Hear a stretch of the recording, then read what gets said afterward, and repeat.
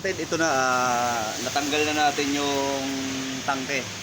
So, check natin kung may tubig. Sip-sip tayo para makita nyo.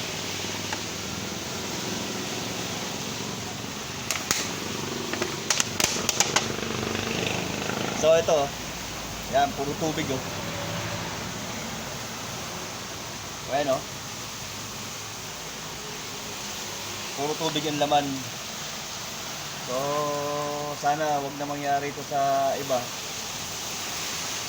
na mapabayaan yung mga motor ninyo sa tag-ulan. Ayan o, puro tubig. Puro tubig ang lumalabas. Kawawa.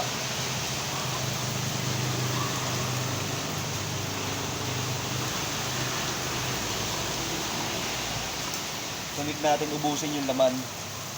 Okay, tip at idea lang yung mga kapatid. Huwag niyong pababayaan yung motor niyo mapasukan ng tubig yung tangke.